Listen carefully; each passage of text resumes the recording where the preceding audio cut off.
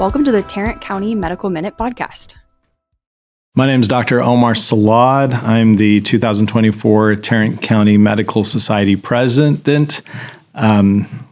We are here for our podcast, part 2, with the legend, Dr. Margie Peschel. She has already done one podcast with us, and we're going to do this second podcast because she has a wealth of knowledge, and one episode was not enough to learn about all you've done for our physicians in our community. So just a quick introduction about Dr. Peschel. She's a 92-year-old retired physician, pioneer in the field and medical director emeritus at Carter Blood Care, played a vital role in advancing blood donations and transfusion practices in the city of Fort Worth.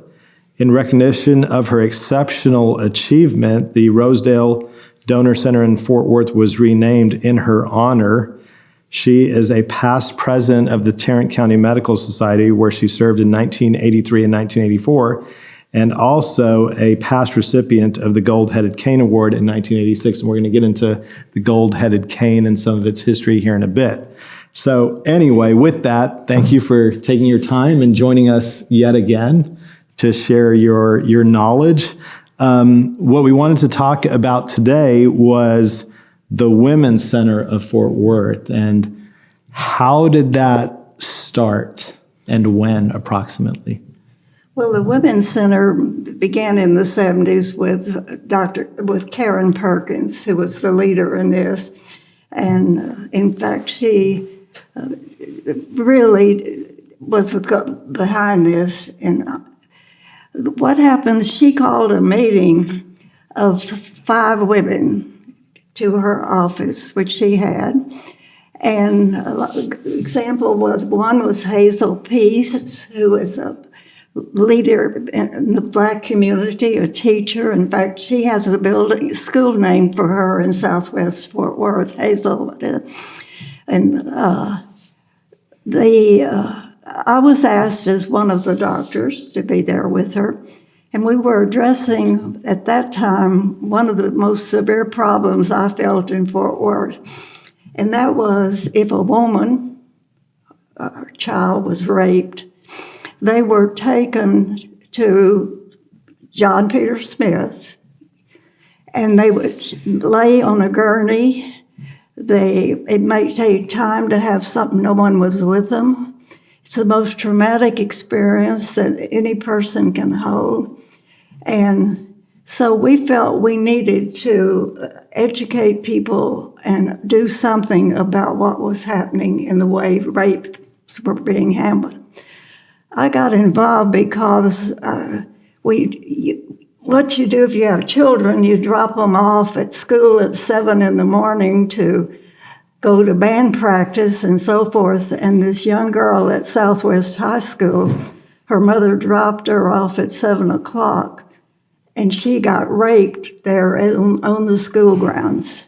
Oh my gosh. And so we decided that we needed to educate people about safety and came up with programs for the elementary schools as well as the high schools about rape and how to protect yourself and what you're dealing with. And it was so sad that every time we gave a program at that time, a child or a girl would come up and did not realize that she had been raped. Right. It was just, so it was taboo to talk about it. It was kind of difficult to get into the school systems, but I think putting pressure, we were finally able to educate them about this. The rape crisis, the way it's handled now, is unbelievable. The emergency medical technicians have been trained how to handle a rape victim. They come into the John Peter Smith, they are immediately taken to a room.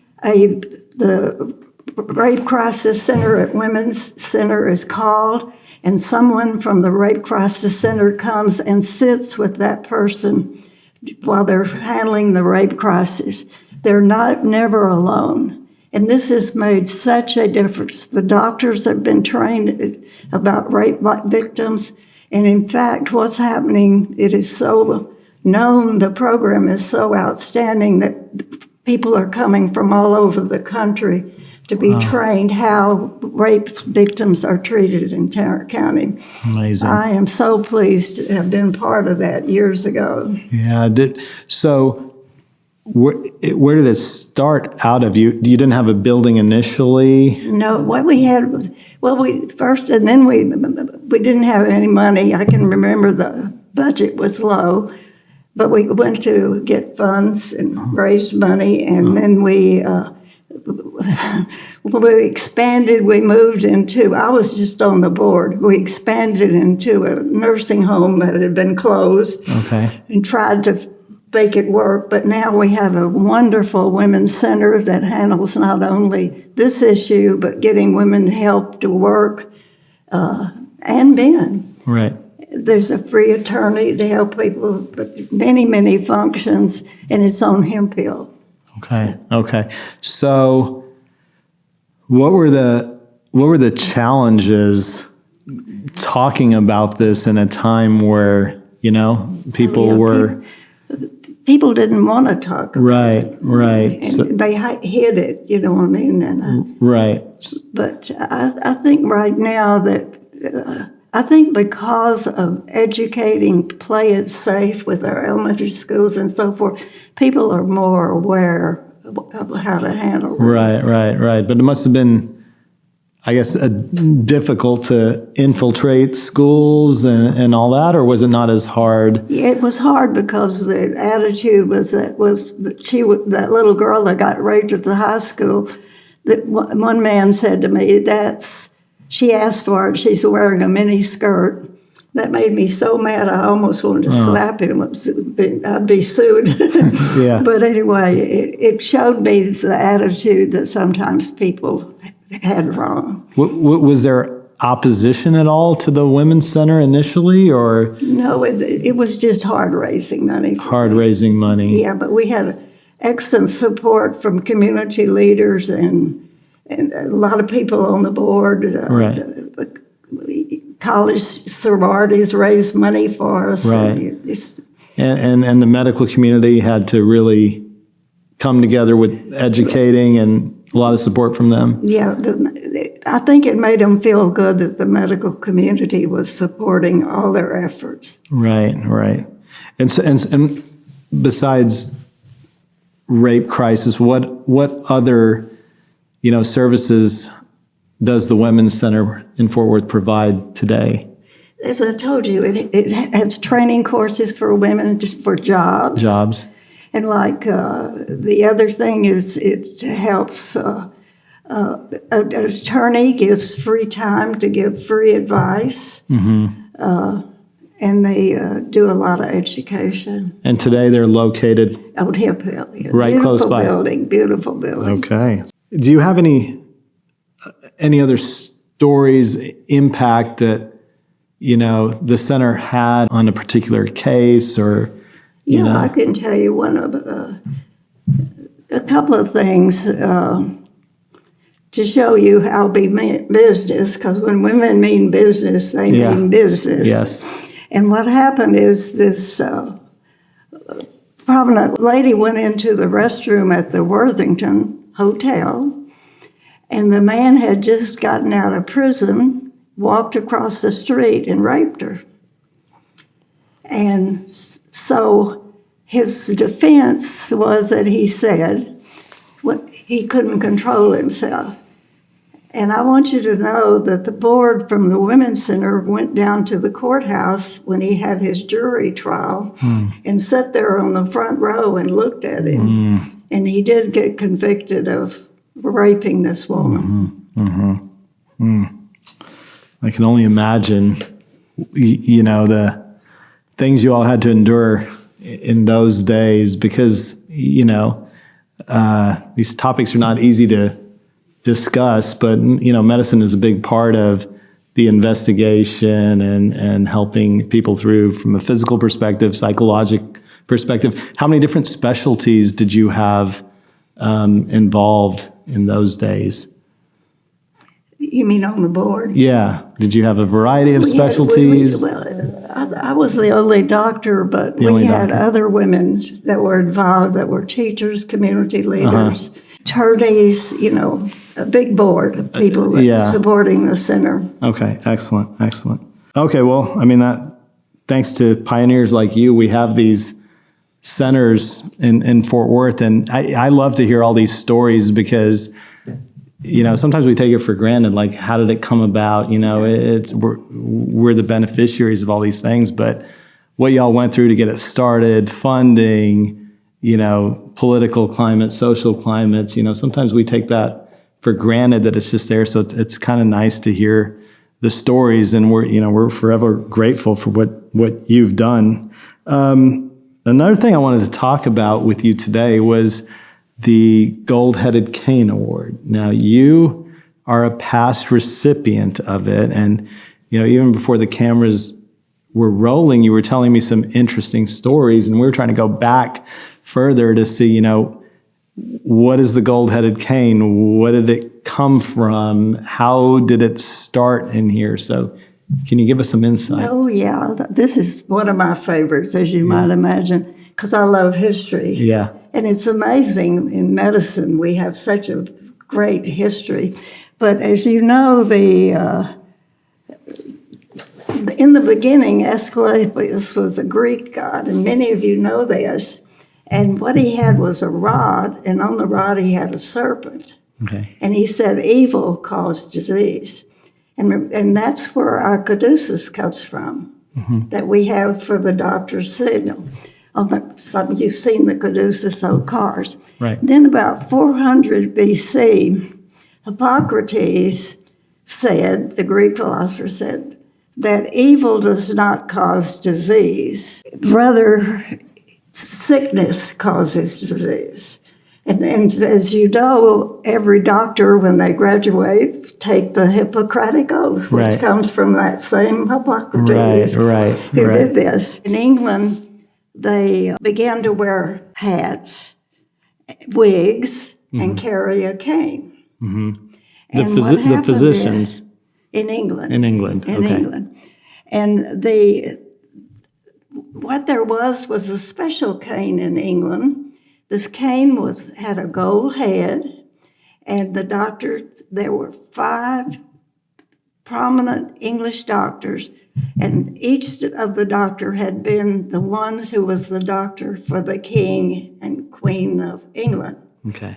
And so what they did is they passed this cane to the next one when they became the doctors for the King, and he went to 5 doctors.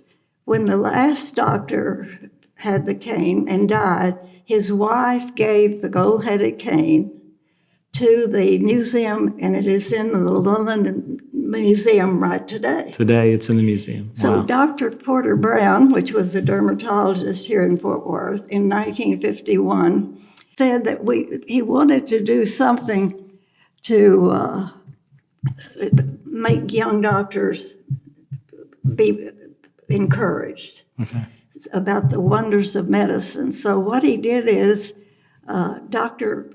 Crawford, who was our historian at the time, went to London all the time, and he brought back this book called The Gold-Headed Cane, which is the story of these 5 doctors who carried the gold-headed cane in London. And so Dr. Porter Brown and the doctors decided that we would set up the gold-headed cane as a symbol of honor and respect for outstanding physicians in our community. And we wanted the existence of such an honor to be a inspiration to our young doctors like you, to encourage them in their family, social, religious, all these characteristics, to have goodwill of their action and so forth, and to gain the high esteem of the other doctors and the public. So what it did is Dr. Porter Brown had this cane designed by the jewelry store, and it is a real gold-headed cane, the duplicate. And every year, a doctor is selected Right. who has all these qualities to receive the cane. Right. What happens is there is no politicking, there's no campaigning. What the doctors do, every doctor in Tarrant County can submit a name of a doctor who they think is the doctor's doctor, who excels all these qualities. And then they send in a ballot, they vote on doctors, and then the doctor who gets the most vote with no politicking or anything, the votes are counted by the past recipients of the gold-headed cane, and the doctor is notified that he receives, or she receives the gold-headed cane that year. Yeah. It is probably,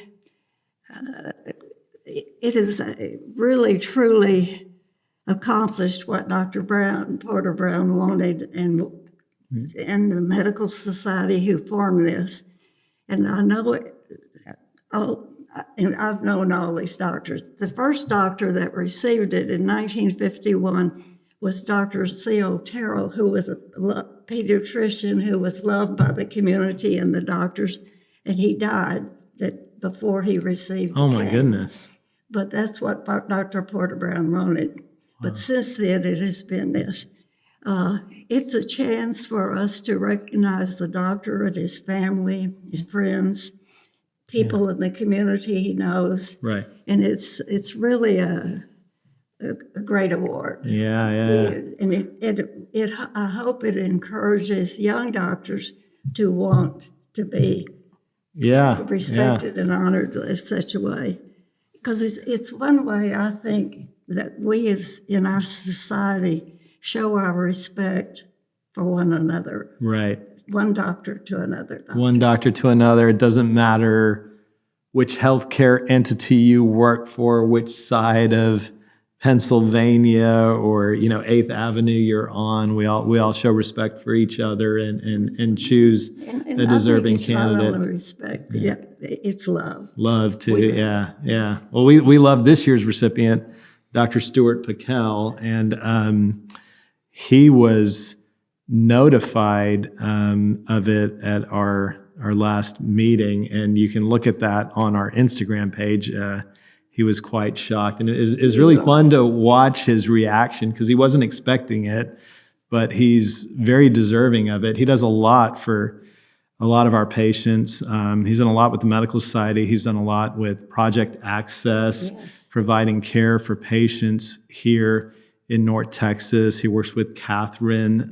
Those two do a great job of helping patients that don't have resources and galvanizing. I mean, we have surgeons performing surgeries, other physicians, doing medical testing, diagnostic, therapeutic prescriptions for patients that otherwise wouldn't have a means of getting that care. And so he's this year's recipient, and he is deserving. Everyone has been deserving. So that's neat. I did not know. I've been admittedly seeing the gold-headed cane winners, and honestly, I was just like, okay, well, somewhere someone came up with the cane and they just passed it down, and I didn't realize the rich history that is there. And this cane was made at Haltom's, and all the what the history was behind it. I mean, that's pretty.